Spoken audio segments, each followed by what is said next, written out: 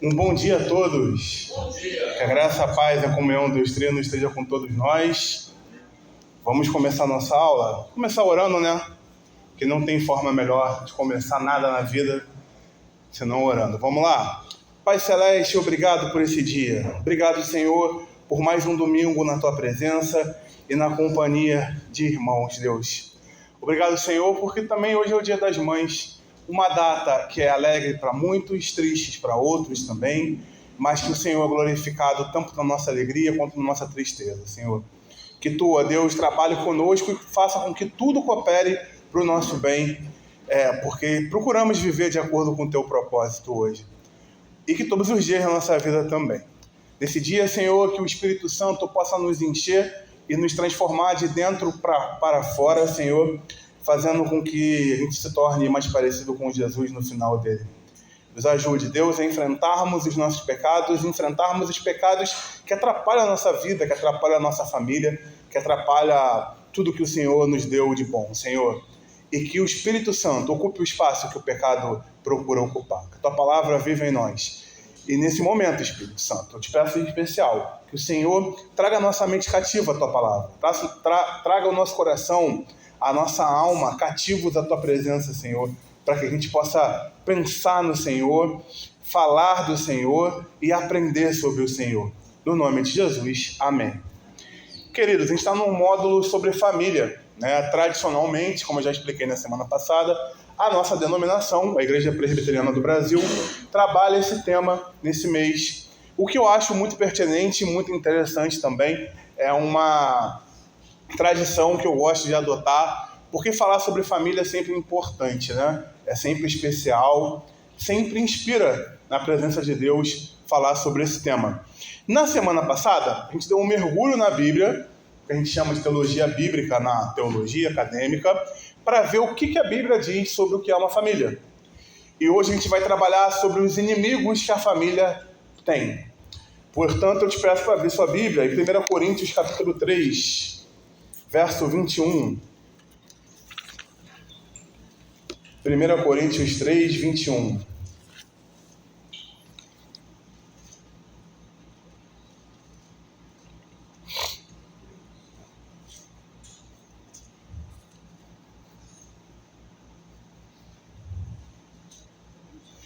Vamos ler, na verdade, a partir do 18, tá?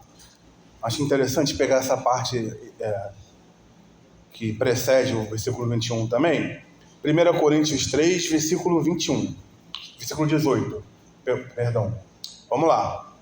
Ninguém se engane a si mesmo. Se alguém dentre vós se tem por sábio neste século, faça-se estulto para se tornar sábio. Porque a sabedoria deste mundo é loucura diante de Deus, porquanto está escrito: Ele apanha os sábios nas próprias astúcias deles.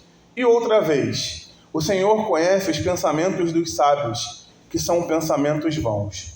Portanto, ninguém se glorie nos homens, porque tudo é vosso.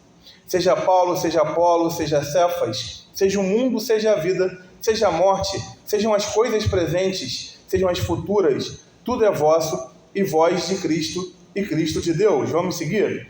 Assim, pois, importa que homens nos considerem como ministros de Cristo e despenseiros dos mistérios de Deus. Ora, além disso, o que se requer dos despenseiros é que cada um deles seja encontrado fiel. Todavia, a mim, muito pouco se me dá de ser julgado por vós ou por tribunal humano. Nem eu tampouco julgo a mim mesmo, porque de nada me argui a consciência, contudo nem por isso me dou por justificado, pois quem me julga é o Senhor. Portanto, nada julgueis antes do tempo, até que venha o Senhor, o qual não somente trará à plena luz as coisas ocultas das trevas, mas também manifestará os desígnios dos corações. E aí, então cada um receberá o seu louvor da parte de Deus. Vamos ler até o versículo 7, tá? Estas coisas, irmãos, apliquei-as figuradamente a mim mesmo e a Apolo, por vossa causa, para que, por nosso exemplo, aprendais isto: não ultrapasseis o que está escrito, a fim de que ninguém se ensoberbeça a favor de um em detrimento do outro. Pois quem é que te faz sobressair? E que tens tu que não tenhas recebido? E se o recebeste, por que te vanglorias? como se não tiveras recebido. Vamos parar aqui. Esse texto fala de Paulo, né? Paulo está mandando uma carta para os irmãos em Coríntios que estavam brigando ali entre eles, tentando fazer com que um pregador fosse mais importante que o outro. Uns defendiam que Apolo era melhor, outros que Paulo era melhor e outros que Pedro era melhor. Também havia passado ali em Coríntios e Pedro era um dos líderes do cristianismo nessa época, né? E não é o único líder, em Tiago também e tudo mais. Mas isso é um assunto para outra aula, né? Porque eu sei que os católicos romanos vão trazer a ideia de Pedro ser o primeiro papa e tal, uma ideia equivocada, mas não é o foco da nossa aula aqui hoje. O importante é que a gente saber que os coríntios brigavam tentando exaltar um líder em detrimento de outro. Há um texto, pouco antes daqui, nos primeiros capítulos, que Paulo vai falar que não importa quem é que regou, que plantou, mas sim Deus que dá o crescimento, e que nem Paulo, nem Apolo e nem Pedro pregavam a si próprio, pregavam Jesus, o mestre deles, né? Lá em Mateus 25, o próprio Senhor vai dizer para que a gente não chame ninguém de mestre nessa terra, porque Ele é o nosso mestre, o único mestre, e nem de pai também, porque Deus é o nosso único pai. Então, assim, a gente está aqui nesse contexto de Paulo falando com eles. E aí, beleza, o que isso tem a ver com a família? Por que esse texto hoje? Vamos entrar nessa agora? Se na semana passada a gente trabalhou o que é uma família, e para Deus a família é, primeiro, o que Ele é, porque Deus é um, mas é uma trindade, como a gente falou semana passada. É também o seu próprio povo, porque Deus é o único Deus de todas as religiões que existem na Terra, que não só se chama de Pai, né? É o título que Ele escolheu, como o maior título que Ele pode ter para a gente. Mas é um Deus que, além de querer ser Pai, faz de tudo para ser nosso Pai, inclusive enviar Jesus para fazer tudo que Ele viveu lá na sua Via Crucis, né? Então não é só uma questão dele adquirir esse título para si como Pai. Ele faz coisas, ele se aproxima de nós para que seja o nosso Pai de forma efetiva.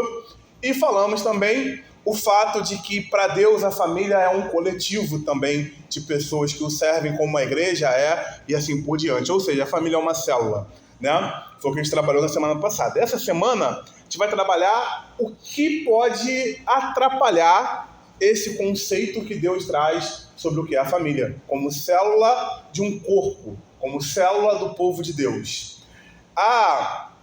Existem famílias que têm só um cristão. Existem famílias que têm só um cristão. Mas ele ali é o começo de uma formação espiritual que conduz a família como discípulos de Jesus. Há irmãos aqui que já conseguiram isso. Eu vou tirar esse verbo conseguiram, que parece que é um mérito nosso, né? Mas há irmãos que Deus já concedeu a graça de ter uma família toda cristã, né? Hoje eu tenho, por exemplo, daqui a pouco eles estão chegando aí, mas por muito tempo eu era o único cristão na minha casa, né? A minha família original, vamos dizer assim, é meu pai, minha mãe e minha irmã, né? Quando acabar o culto a gente vai até lá visitar minha mãe. E eles não são cristãos até hoje. Eu era o único. Então sofri um pouquinho. Eu sei bem como é. Depois eu casei, a gente formou família, tal, tivemos as crianças e nós somos todos cristãos, graças a Deus. Mas são fases da vida e momentos que Deus escolhe pra gente. Eu sempre procurei ser sal e luz ali na minha casa com os meus pais e a minha irmã, né? Mesmo sendo o único cristão. Porque esse é o nosso papel. Só que complicado para mim mais porque eu era um filho, né? Eu estava debaixo da liderança dos meus pais. Talvez você seja um cristão e seus filhos não sejam, né? Que também é complicado de uma forma diferente, mas complicado também. E quando a gente pensa no que pode atrapalhar a família, nos inimigos da família, do modelo de família que Deus criou, e de novo, vamos repetir a aula passada, eu fico muito tranquilo de falar sobre o modelo de família que Deus criou, porque foi Deus que criou a família, né? Quando Ele juntou Adão e Eva ali, a gente falou sobre isso muito na semana passada também, a gente traz a perspectiva de que Deus não trouxe Eva apenas para Adão procriar. Deus não trouxe Eva apenas para desejos matrimoniais, conjugais. Quando Deus cria Eva, ele cria também ali a primeira interação humana, a primeira comunidade humana, a primeira sociedade até humana a partir deles dois ali. Então, o que o texto bíblico diz lá de Gênesis não é apenas que Deus criou Eva para que Adão tivesse uma mulher, mas que Deus criou Eva também para que Adão tivesse outro ser humano que ele pudesse interagir. E a gente falou, o que a gente repete praticamente toda a aula, que Deus nos criou para nos relacionarmos com Ele e uns com os outros também. E começa com Adão e Eva, né? A amizade começa com Adão e Eva também. A interação entre humanos começa com Adão e Eva também, né? Então não é só uma questão de homem e mulher, é uma questão de ser humano com ser humano também. E vamos deixar claro o que eu estou falando. Eu não estou tirando esse fator homem e mulher. Eu só estou dizendo que é mais do que isso, né? Eu não estou subtraindo, estou acrescentando coisas. E aí, o que acontece? Vem o pecado, como a gente falou na semana passada também. E o pecado nunca pode ser subestimado. A gente fala aqui isso praticamente todo domingo.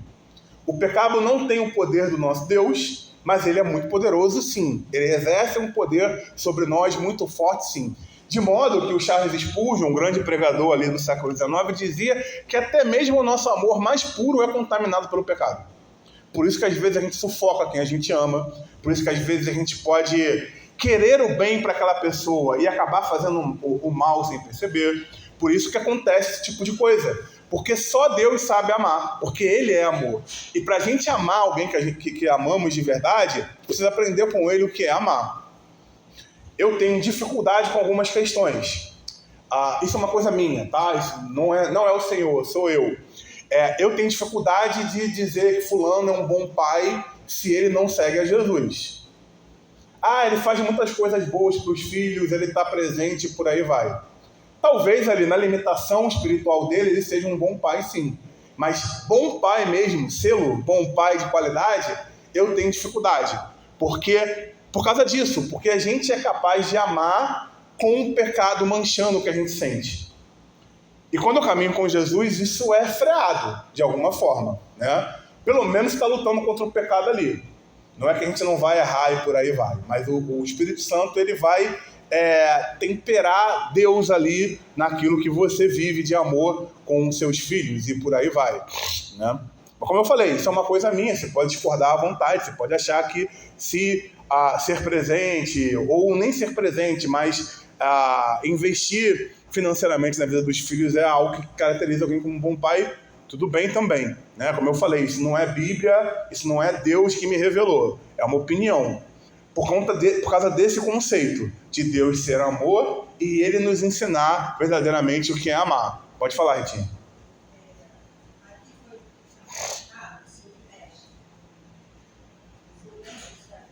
A Bíblia também fala a respeito dessa palavra bom. E Jesus deixou isso também. Bom, né? Sim. Sim. Então, realmente, essa coisa de bondade é só da parte do Pai, que é Deus. Sim. Por mais boa nível, de fato, o ser humano ter, para o lógico, né? Tem ter respeito, moral e tudo mais, ele não vai ser, de fato, um bom exemplo, um bom Deus, que é o nosso Pai, que Deus nos deixou claro. Porque ele chama nem Jesus seja lá. Mesmo sendo, né? Sim.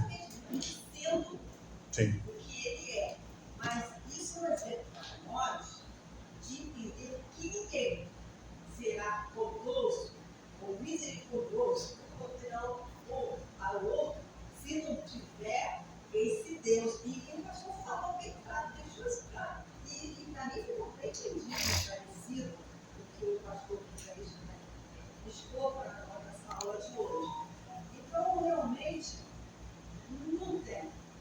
E se o pastor diz que ele não ter Jesus, eu compreendi.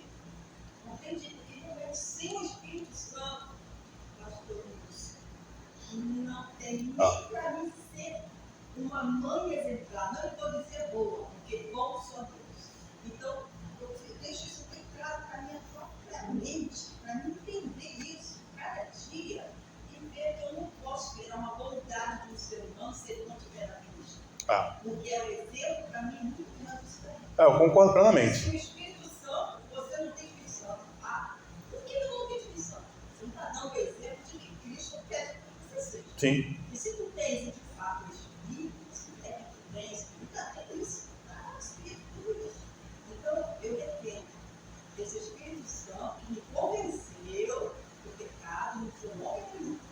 Porque o pastor está aprendendo nenhum servo de Deus na boca falou para mim de Jesus. Não falou, foi algo muito pessoal, íntimo e a sós. O Espírito Santo, que eu estou ali, é um show que não tem como. Então, sim. Eu concordo plenamente. Plenamente, eu acho que o caminho é esse aí mesmo. O que a gente está falando é que o próprio Jesus, que é bom, sabe, ele é Deus, né?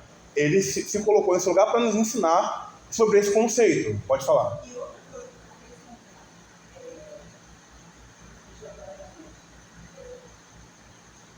que realmente que exemplo vem do meu Jesus. E isso é importante. Por quê? Porque você não vai idolatrar ninguém. Sim. Nem o bom instrutor, as fontes ali no fundo, eu não vou idolatrar. Sim. Porque o que ele está ali expressando nem ele é. E que também vai prestar se ele não expressar e passar para a igreja, tem que passar através da cada estrutura. Sim. Porque não podemos ficar nascendo ego de ninguém.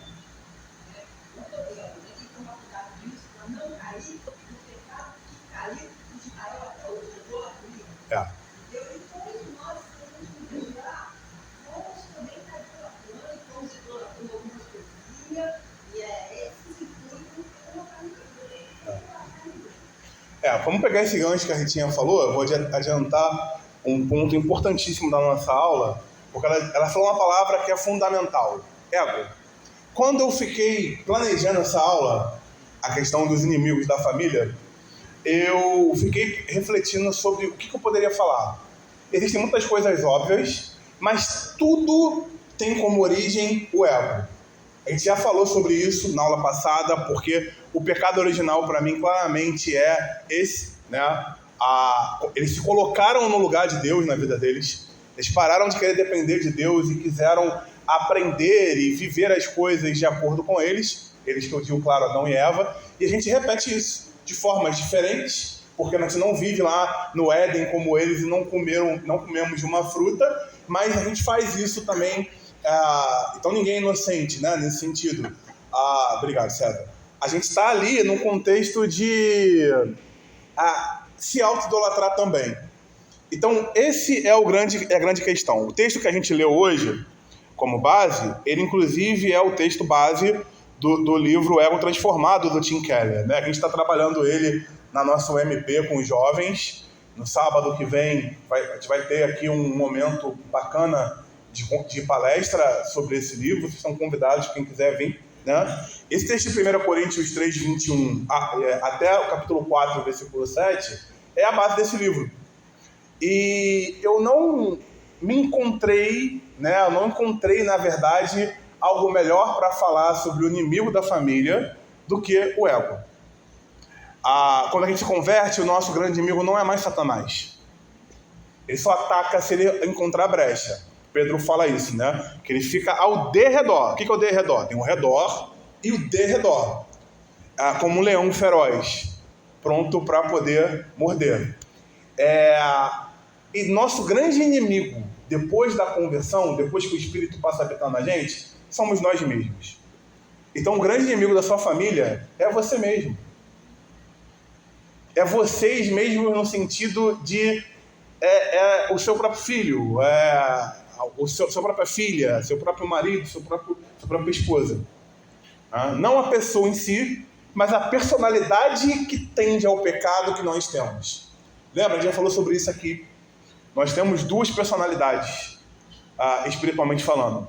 Uma de filho de Deus que nasce com o Espírito na conversão. É isso que Jesus vai explicar lá para Nicodemos em João capítulo 3. Né? O nascer de novo não é voltar para o útero da mãe, como Nicodemos pergunta ironicamente. É uma personalidade nova, de filho de Deus, regida pelo Espírito Santo, moldada pela palavra de Deus. E temos uma personalidade que tende ao pecado, que aí você pode chamar de carne, de natureza humana, como a Bíblia fala. Eu gosto do termo impostor que vive em nós, né? Que é um livro do Branham Manning, que é baseado na Bíblia. Porque eu acho que essa ideia de impostor diz muito o que essa personalidade que nós temos, que tende ao pecado dentro de nós, quer fazer, que é nos auto-sabotar. É tão irrefreável o gosto pelo pecado que essa personalidade tem, que faz parte de quem a gente é, né? Que ela nos sabota, ela nos leva à miséria.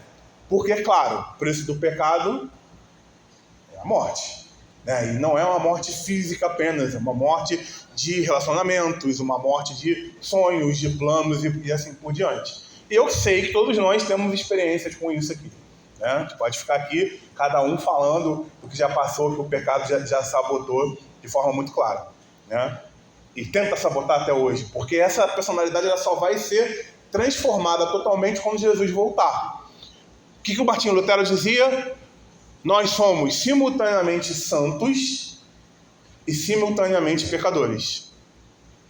Ao mesmo tempo que eu sou santificado pelo Espírito Santo, eu também tenho em mim uma natureza pecadora. É isso que ele está falando. E aí, como Paulo fala em Gálatas, a gente vai alimentando uma ou a outra. Por isso que tem as disciplinas espirituais, por isso que tem a vida devocional, que é fundamental, a vida em congregação, desenvolvimento dos dons que Deus nos deu, para que a minha personalidade de filho de Deus, espiritualmente falando, ela seja moldada e cresça mais do que a minha personalidade de pecado. E quando eu começo a pecar conscientemente, eu estou alimentando essa personalidade do pecado e ela vai me dar uma rasteira, porque ela me lva para o caminho de morte, inevitavelmente. Pode falar, Samuel. A única coisa que é o amor. Sim. Nós temos que amar as pessoas porque elas são, porque Deus nos amou como nós somos, cheios de defeito e é difícil, principalmente quando você se puder. Aí que não é. Você se julga, às vezes pegou. Você esquece que você foi amado, cheio de pecado. Uhum. Então aí vem a nossa família, depois que nós nos convertemos, ela começa a crescer. É a família de Deus, é os irmãos. Tá. E se nós quisermos trazer alguém para a presença de Deus, nós temos que amar Ele com conexão, mostrar para Ele o nosso espírito, dentro da palavra, esse amor está estendido a todos. Senão não é. Então, esse livro que traz esse conceito de impostor que vive em nós, ele traz uma perspectiva de que a gente batalha contra ele às vezes errado. Porque quando algo é ruim dentro da gente, qual é essa tendência? Tentar tirar, né? Você vai ao médico, está com um tumor, que pode ser maligno ou benigno. Qual é a providência que vem depois? Tirar, né? Só que a ideia dessa personalidade que tende ao pecado, de que precisa fazer, não é curar, mas, porque isso aí Jesus é que vai fazer quando ele voltar, mas é freá-la o máximo que se pode. E qual é a solução para o pecado? Não entendi, vamos falar mais alto aí. O que freia o pecado nesse mundo? Sim, o amor é uma dos ingredientes disso que eu estou... A palavra de Deus. A palavra de Deus que tem como sinônimo o quê? O Evangelho, né? É isso que freia o pecado no mundo. É o Evangelho que faz com que o pecado até se converta em algumas situações, um pecador no caso, né? Pensem no pecado numa mancha negra que vai como uma água negra, né? A água é interessante aqui pra gente porque ela entra em qualquer buraco. Quem tem infiltração em casa ou já teve sabe do que eu estou falando, né? A água é imparável praticamente, porque até mesmo quando ela encontra uma barreira, ela vai molhando até que consiga passar, né? E aí o pecado é isso. Mas o Evangelho, ele é o antídoto ao pecado. O Evangelho, ele é o oposto do pecado por definição. e ele fazendo com que essa água seja purificada. Ou evaporar, que seja, né, dentro dessa metáfora que a gente está trazendo. Então, assim, o Evangelho, ele traz a perspectiva de que o pecado pode ser freado. Em outras palavras, se você ama sua família, a melhor coisa que você pode fazer por eles é estar extremamente próximo de Deus, o mais próximo de Deus que você pode estar na sua vida. Porque aí não é você que vai ser exalado com o relacionamento, é o próprio Deus através de você. Então, eu concordo com o que o seu Mário falou sobre o amor, mas o amor é só uma das características que Deus tem, é principal. Mas Deus é mais ainda do que isso. Deus é paciência, Deus é investimento. Já pensou se Deus desistisse da gente nas primeiras topadas que a gente desse? Ninguém estava aqui agora, né? Justiça também, sim, sem dúvidas, sem dúvidas. Por isso que a gente bota os filhos de castigo, né?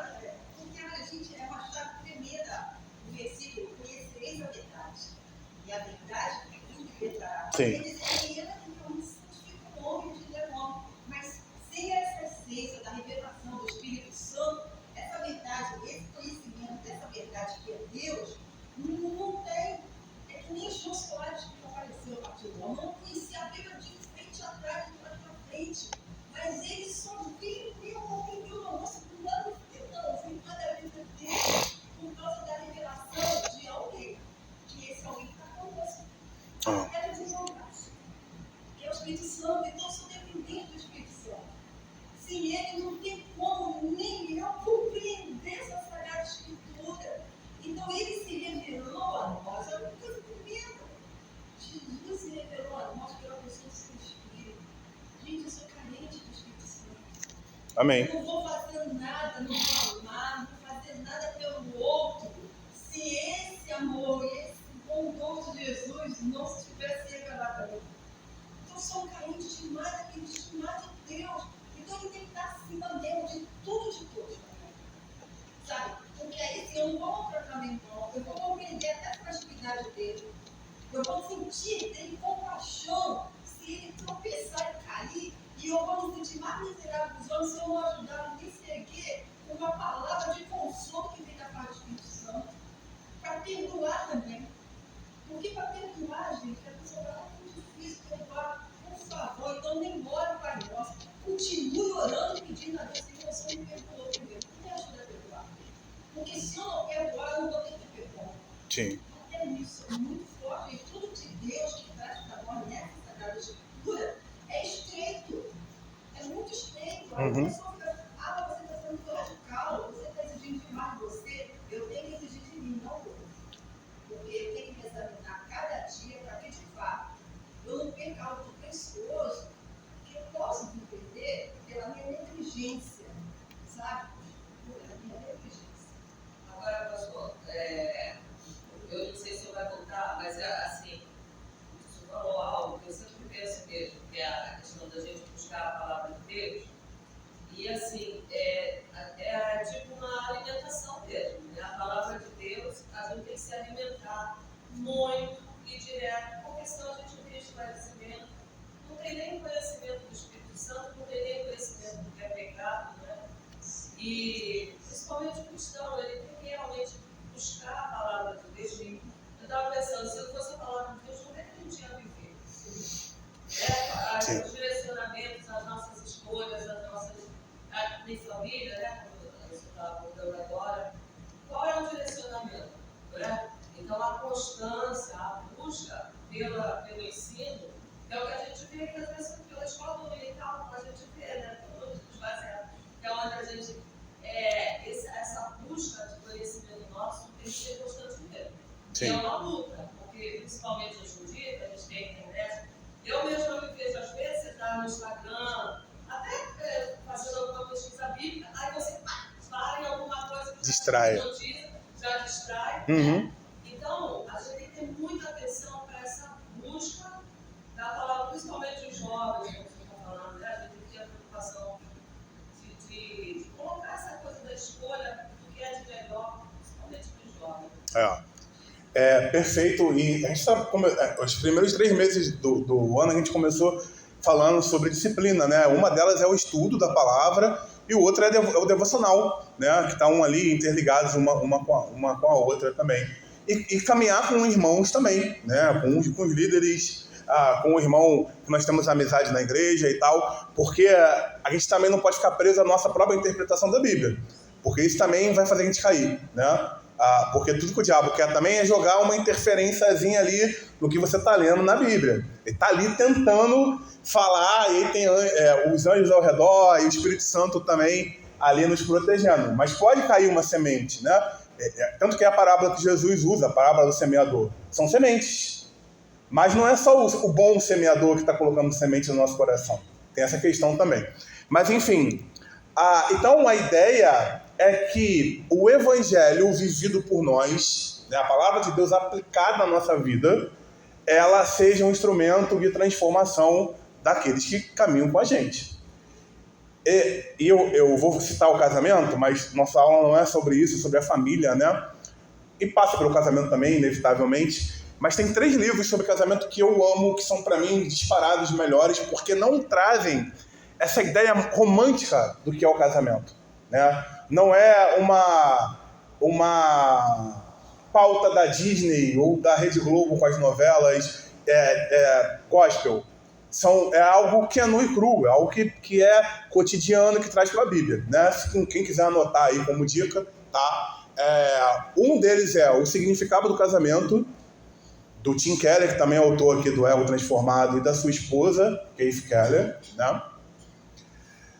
O outro é Quando Pecadores Dizem Sim, que só o título já diz muito sobre o que a gente está falando aqui, do Dave Harvey. E o terceiro é O Casamento Sagrado, do Gary Thomas. E eu vou citar cada um dos 3 aqui, porque eles falam sobre o evangelho aplicado no ambiente familiar. No casamento, depois com os filhos e assim por diante, né? Os 3 vão trazer a perspectiva do que a gente está falando aqui.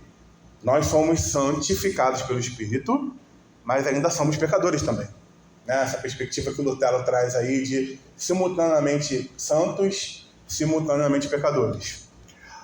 Os 3 vão trazer a ideia de que é o evangelho que faz com que a família seja saudável.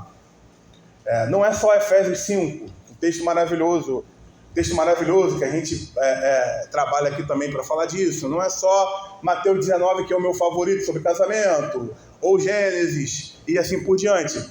É o evangelho inteiro. Tudo que se fala de Gênesis e Apocalipse serve para a gente viver o evangelho no ambiente familiar, né? E os 3 vão trazer a perspectiva de que às vezes é muito difícil. É difícil. Não é só a mulher de vestido de noiva e o marido de terno dançando uma valsa. Tem momentos de doença, momentos de problemas financeiros, momentos de incompatibilidade de gênio também, por que não? É difícil. Pode falar. Saber lidar com a emoção. Sim, pois é. O senhor podia trazer para a gente, pelo menos uma vez no ano, um curso de casais. Pela experiência desses livros, esse é muito. Vamos ver. Pode falar, João.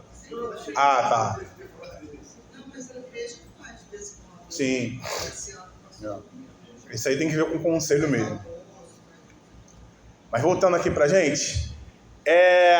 Então, esses livros vão trazer a perspectiva de que o evangelho todo, de forma integral, é aquilo que faz com que um casamento e uma família sirvam ao Senhor, né? Eu vou trazer a ideia de bom, como a Ritinha falou, mas sejam nem de bem-sucedido, porque isso também é um conceito que pode embaralhar na nossa mente.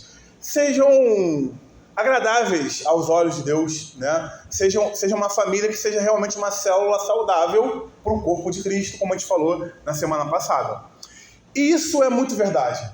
Eu não tenho dúvidas que o caminho é esse para a gente viver uma família que glorifica a Deus. Viver o Evangelho. Principalmente pais e mães, e pais, assim por diante, que são ali no contexto os líderes daquele grupo de pessoas, né? da família. E aí, esse texto que serve como base aí do Ego Transformado, que eu não gosto desse título em português, já falei isso aqui também, no inglês a tradução correta seria Teologia do Autoesquecimento. E para mim isso traz uma perspectiva muito certa daquilo que o Tim Keller está trazendo e principalmente que o apóstolo Paulo está falando em 1 Coríntios aqui.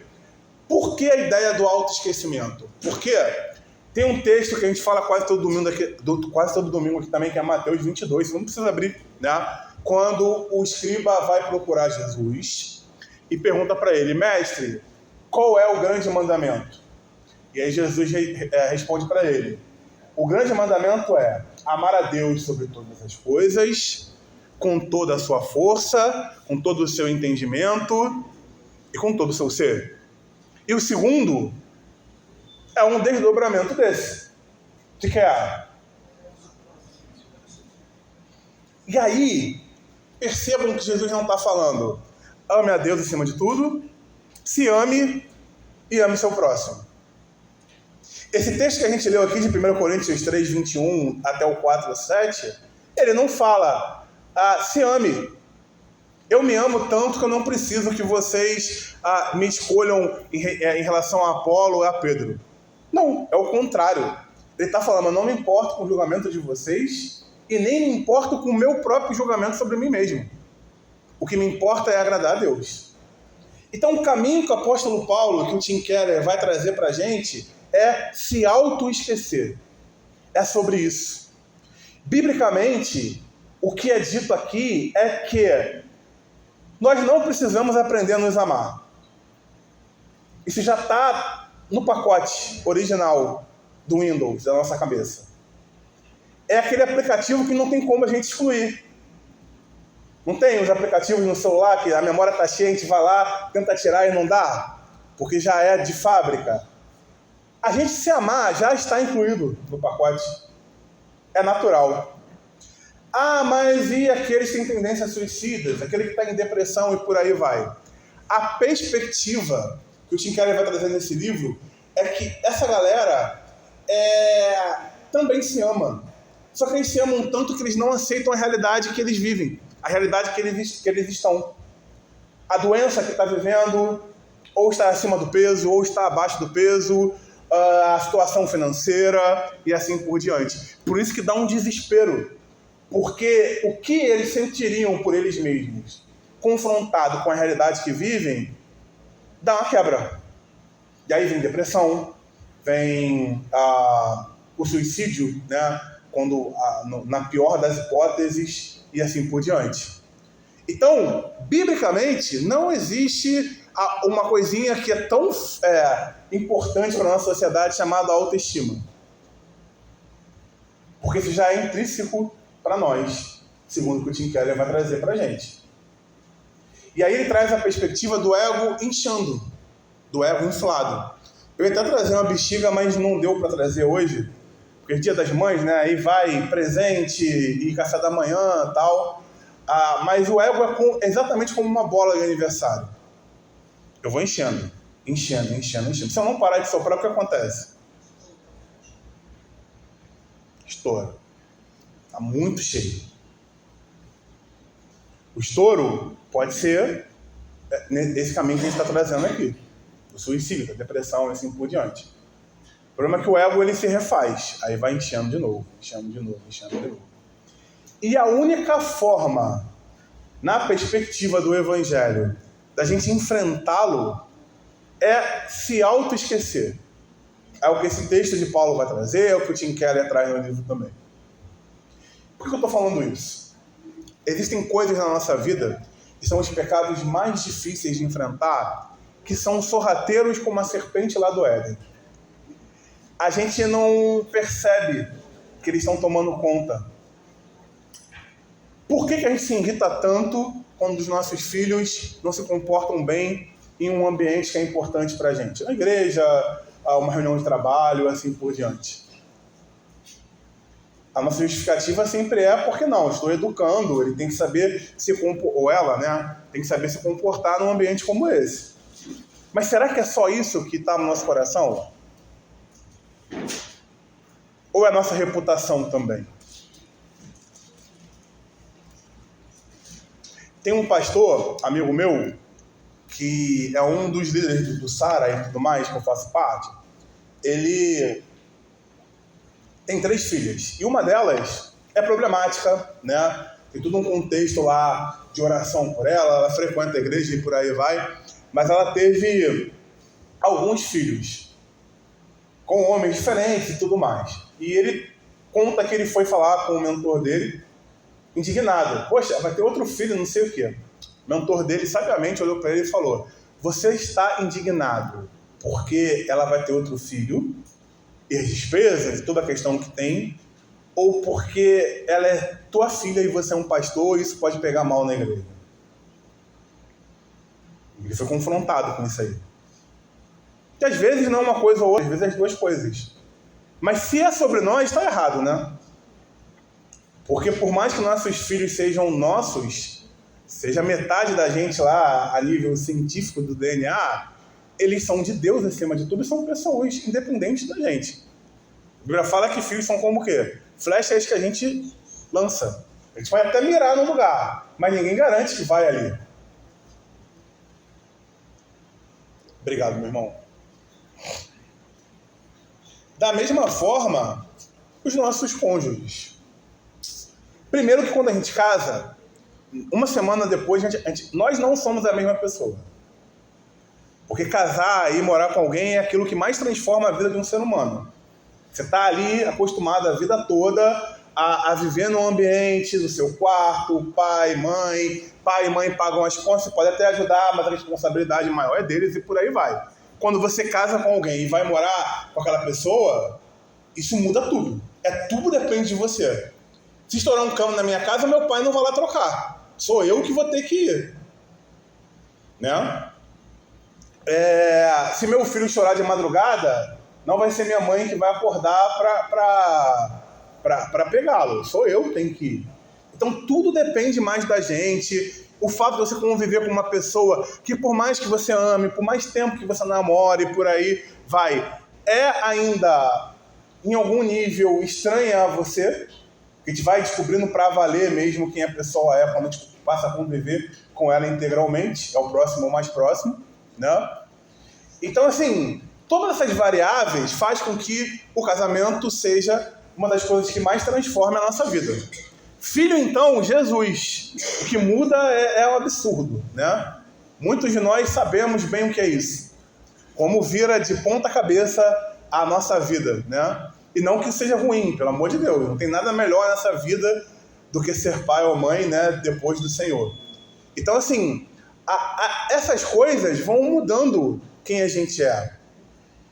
Mesmo sem o Espírito. Até a figura mais ímpia que existe é transformada com essas coisas. Esses eventos novos. Mas com o Espírito, a gente muda mais ainda. Então nem você é a mesma pessoa com uma semana de casamento. E eu estou pegando leve. Podia falar no dia seguinte aqui, mas vamos trabalhar essa ideia de uma semana. Quanto mais o seu cônjuge. Que você, muito inevitavelmente, cria uma figura sobre quem a sua esposa ou seu marido deveriam ser. E ele nunca foi, ou ela nunca foi esse estereótipo que a gente cria, muitas vezes. E mesmo se fosse, já vai mudando com a convivência, com tudo aquilo que a gente está falando aqui. Então, assim, mudanças fazem parte. É claro que a pessoa geralmente não muda da água para o vinho, né? Também não é assim. Agora eu gostava de verde e vou passar a gostar de marrom. Não é assim que funciona. Às vezes até é, mas na maioria das vezes não é. Mas há pequenas mudanças que vão fazendo efeito, né? Vão sendo transformando em coisas grandes. Porque a vida é assim, né? Muitas vezes o micro determina o que o macro é. Então, assim, essas coisas não podem ser deixadas de lado. Essas coisas não podem ser ignoradas por nós. E isso, quando Deus está na frente, quando Deus conduz, quando Deus é que faz as coisas acontecerem, são minimizadas e transformadas para o bem. O texto que eu usei aqui orando, que vocês sabem que é um dos meus favoritos, já em Romanos 8, diz o seguinte: todas as coisas cooperam para o bem daqueles que amam a Deus. Todas, as boas e ruins. Se a gente vive de acordo com o propósito de Deus. E na família, não é diferente. Essa aula toda a gente está falando. Se eu tenho problemas na família, Qual é a resposta que eu tenho que dar a eles? Evangelho. Eu buscar a Deus. Não é decorar só versículo, é aplicar a palavra de Deus na minha vida. Eu ser transformado à imagem e semelhança de Jesus. Eu viver o que a Bíblia fala o tempo todo do que é o evangelho de transformação em mim. Quanto mais forte estiver a minha natureza santa, a minha natureza que nasce do Espírito de Filho de Deus, mais fraca vai estar a minha natureza pecadora, o impostor que vive em você, a carne, a natureza humana, como você queira chamar. É assim que funciona. Não tem atalho, não tem uma pílulazinha para a gente tomar e tudo ficar bem, não tem nenhum pecado para tentar resolver o problema do próprio pecado. É evangelho. E quanto mais o evangelho eu viver, mais a minha família vai ser abençoada. Isso não significa que por eu estar bem com Deus, o meu cônjuge, os meus filhos, a minha sobrinha, meu sobrinho que mora comigo, os netos e assim por diante, vão ser automaticamente transformados. Não significa. Significa que você vai passar, primeiro, a viver as coisas na companhia do Senhor. O que o Salmo 23 fala? Ainda que eu passe pelo vale da sombra da morte, mal algum eu temerei. Por quê? Porque tu estás comigo. Nós vivemos as mesmas coisas muitas vezes que os ímpios vivem aí fora. A diferença é que a gente passa com Deus. Isso é muito diferente. Isso faz toda a diferença. E aí, o que significa é que eu vou ser usado por Deus para trazer um ambiente diferente, para trazer uma perspectiva diferente e muitas vezes para transformar. Já falei aqui algumas vezes o exemplo de Mônica e seu filho Agostinho, que é considerado por quase todos nós como um dos maiores cristãos de todos os tempos. A Mônica, Santa Mônica, que dá nome aí à escola, a hospitais e assim por diante. Ela passou a vida inteira praticamente orando pelo seu filho. E ele só se converte no final da vida dela. Ela não viu o Agostinho que a gente vê. Agostinho de Hipona, pai da igreja, um dos fundamentadores da nossa teologia. E vamos pegar o exemplo bíblico. Deus chega para um homem chamado Abrão e fala: larga a tua parentela aí e vai para onde eu vou mandar que você vá. Nesse caminho, ele peca, ele se arrepende, ele aumenta a sua afinidade, o seu relacionamento com Deus, a ponto de ser chamado de amigo de Deus, e nunca viu essa descendência toda que Deus tinha prometido, aqui na terra pelo menos, né? Que ele teria. Mas a vida dele com Deus fez com que a gente estivesse aqui, porque nós somos descendentes de Abraão, espiritualmente falando, como Paulo vai explicar lá em Gálatas. Então, assim, todo esse contexto faz a gente sempre voltar para o mesmo lugar. Evangelho. Vida com Deus. Cada um aqui tem uma realidade familiar diferente. Falei um pouco da minha. Primeiramente, eu era o único cristão da minha casa. Os meus pais e a minha irmã. Depois eu casei com uma mulher que segue a Jesus. E, criamos filhos que estão aí no caminho do Senhor, graças a Deus também. Hoje eu posso ir para a minha sala, estar sentado no meu sofá e orar, e ser quebrantado pelo Espírito Santo, e ler alto a Bíblia, ouvir louvores e assim por diante, coisa que não dava para fazer antes, só no meu cantinho lá, no meu quarto. Hoje eu posso fazer isso onde eu quiser na minha casa, que ninguém vai estranhar. O máximo que pode acontecer é tomar um susto, Do nada eu estar lendo um texto alto lá, ou orando alto, assim por diante. Mas eles vão compreender que eu estou buscando a Deus. Então são fases que a gente passa na vida. Muitos de vocês casaram com um homem ou uma mulher que não são cristãos. E viu, no decorrer do tempo, se converter. Mudando perspectivas. Antes eram perseguidos por buscar a Deus. Hoje buscam juntos. Ou, mesmo que não seja juntos, é respeitado por buscar e assim por diante. Porque são fases da nossa vida, estações da nossa vida. Assim como tem o outono, a primavera, o verão, o inverno, a gente também passa por momentos diferentes da nossa vida, no ambiente familiar. Mas a questão toda, para a gente caminhar aqui para o final da aula, é que esse texto que a gente leu aqui em 1 Coríntios, que vai trazer essa perspectiva de se auto-esquecer, o que é se auto-esquecer para a gente? Não é sobre eu me achar certo. É sobre Deus estar na situação. Não é sobre eu querer forçar que o meu filho, a minha filha, o meu sobrinho, o meu neto, meu cônjuge, seja da forma com que eu acho certo. É sobre eles serem quem Deus quer que eles sejam. E eu que preciso me adaptar. Não é o contrário. Não é sobre eu fazer valer o que eu penso quando há um conflito. É sobre pegar a Bíblia e ela ser a mediadora do conflito, não a minha vontade própria ou o que eu penso sobre aquilo ali. Porque a Bíblia chama isso de quê? De trapo de imundície, que era o pano que as mulheres usavam ao menstruar na antiguidade. A minha justiça própria não é sobre isso. É sobre o que a Bíblia diz que é certo ou errado.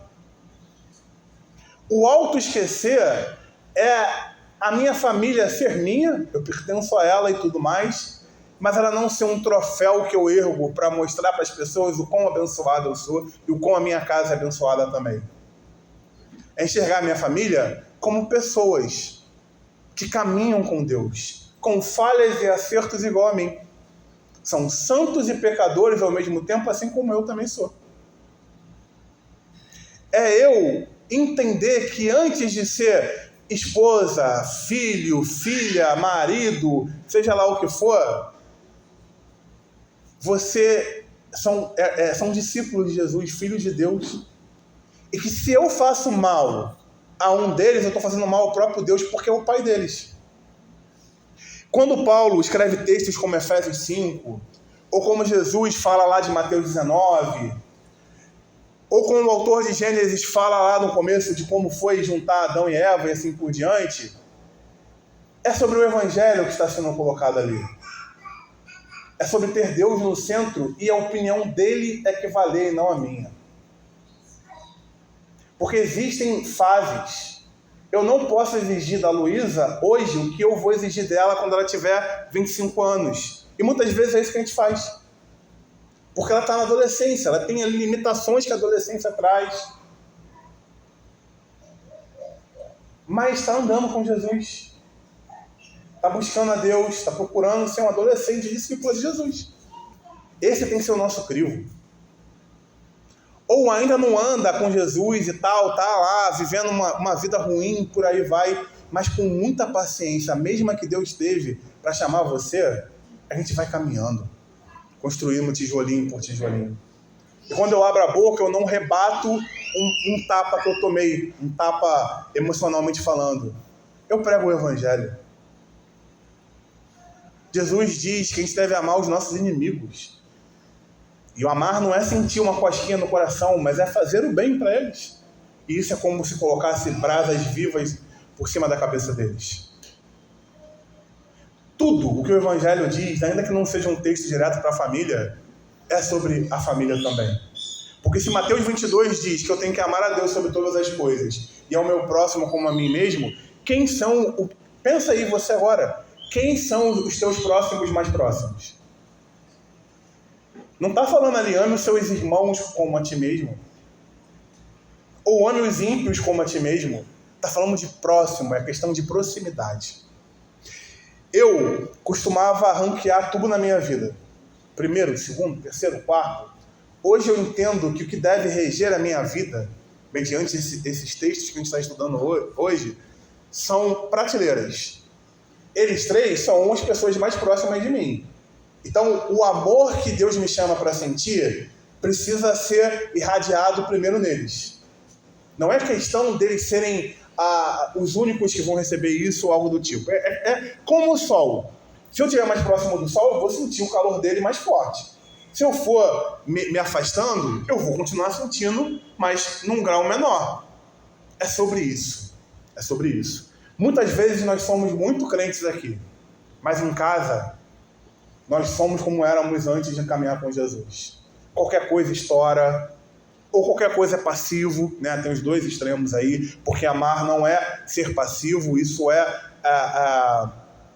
perdi a palavra. Indiferença. Amar é o que está em Hebreus 12, Deus corrige aqueles que amam. Com amor, né? Não pegando a vara e sentando mais com amor. Senta aí, o que está acontecendo? Você acha que isso é certo? Estou orando por você, cara. Estou contigo. Para a gente encerrar,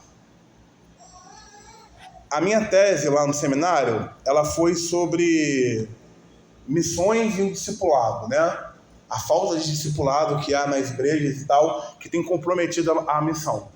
Tanto é que a região metropolitana do Rio é uma das que mais tem igrejas evangélicas, mas também é uma das mais violentas do Brasil. E isso aponta algo gritante que tem alguma coisa errada.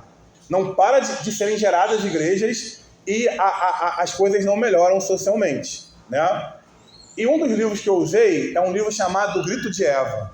Esse livro foi escrito por uma jornalista cristã e ela relata casos de mulheres que sofrem abuso moral e físico dos seus maridos. Até aí, né, sabe, todo mundo conhece histórias assim. Só que esses maridos são pastores, são presbíteros, são diáconos, são obreiros, são missionários e assim por diante. Porque a gente consegue subir num púlpito e dar uma excelente palavra. Que pregador maravilhoso. Em casa, ao invés de ser o mesmo que está cheio do Espírito ali, a gente se enche de nós mesmos, do nosso ego inflado. E aí a gente reage às situações que a gente vive no ambiente familiar igual a gente era antes de Jesus. Infelizmente, isso é muito mais comum do que a gente pensa. Então, o grande inimigo da família, que vai trazer tudo que vocês podem pensar aí, questões financeiras, doenças e assim por diante, é o pecado. E o pecado não está só fora. O pecado está dentro de mim e dentro de você também. Só que nós temos o Espírito Santo habitando dentro de nós também. Nós temos o antídoto ao pecado. E quanto mais eu buscar o Senhor e a sua palavra, mais essa personalidade pecadora, esse impostor que vive em nós, vai se refreando. De novo, essa não é uma aula de alguém que é um super santo falando para vocês. Eu estou no mesmo lado de vocês, apanhando do Senhor também enquanto eu falo essas palavras. Porque é uma luta que a gente vai travar até Jesus voltar contra o pecado. Por mais santificado que eu esteja, mais bem com Deus eu possa estar, que o apóstolo Paulo bate no meu ombro e fala: meu querido, aquele que está de pé, cuidado para que não caia. Porque um pingo de pecado contamina todo um balde de santidade. Infelizmente é assim. Se fosse o oposto, era mais... Também acontece em algum nível. Mas quando a Ritinha fala, citando o texto de Jesus lá com o jovem rico, que ele fala: por que está me chamando de bom, se bom é só Deus? Jesus está sendo pedagógico ali. Porque ele é Deus também, sabe que ele é bom. Mas ele está falando, ele não está vendo Jesus como Deus ali, está vendo Jesus como um mestre. Ele está falando que todos os pastores, presbíteros, diáconos, irmãos, leigos, podem caminhar com Deus e ser cheios de Deus, fazer coisas boas, mas podem também fazer coisas más. Não é sobre a gente nunca poder fazer coisa boa ou amar como Deus quer. Já falei, a vida com Deus não é uma escada. Ela tem muito mais a ver com aquele... Qual é o nome daquilo, amor? Lá no hospital? Eu sempre esqueço. Aquele gráficozinho. Esqueci. Sabe, Laura? Aquele gráfico que vai medindo a vida da pessoa, né? Acho que é isso, né? Eletrocardiograma. Vamos adotar esse conceito, né? A vida com Deus é muito mais sobre isso. É altos e baixos. Eu posso estar muito cheio de Deus e no dia seguinte eu dar uma tropeçada e já esvaziou, sabe? Tem muito mais a ver com isso do que com uma escada que a gente só vai melhorando a cada dia, né? Sem parar. Um videogame, né? Que a gente vai só ficando mais forte a cada fase. Não é assim que funciona. Por isso que você tem o Noé, que obedeceu a Deus e criou a arca e fez tudo, e o Noé que amaldiçoou o neto depois que o filho dele viu ele nu. Por isso que a gente tem o apóstolo Paulo, que é o apóstolo Paulo, não preciso dizer, né? Mas que deixa lá Marcos porque estava com raiva. A gente tem um Pedro que curou, pregou e fez tudo prodígio de maravilhas, mas que negou Jesus na hora H. Porque a nossa vida com Deus, ela é assim. A gente precisa tentar se manter o máximo que podemos lá em cima. Então, se você tem problema familiar, hoje, a resposta para isso é: busque a Deus. Seja como Jesus na sua casa.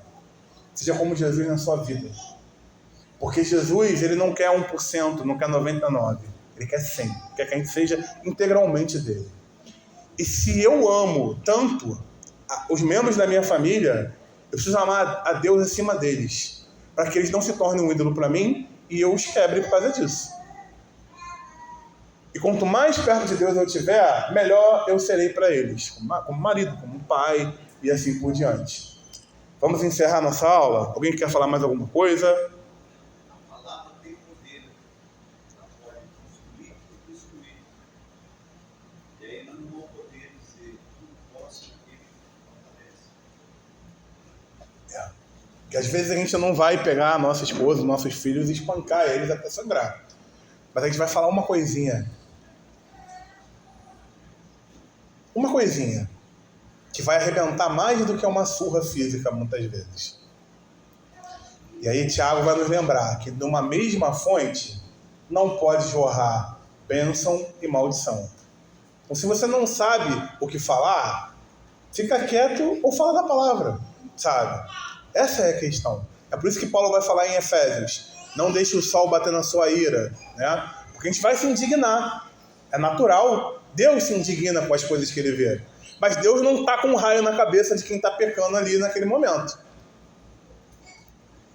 Paulo não pegou lá os ídolos de Atenas que ele viu em Atos 17 e saiu quebrando. Ele simplesmente foi sábio e pregou o evangelho para eles. Pode falar, Dan. Acho que a mesma palavra de acordo é muito rápido como crescer. Sim. É. A gente vai medindo, né? Caminhando com o espírito, a gente vai sentindo o clima. Sim. Não, eu concordo. Concordo. Eu quero saber quem é Noé. É um personagem da Bíblia, lá em Gênesis 6, conta a história dele. Depois eu te faço um resuminho para você. Vamos orar para encerrar, por causa da hora?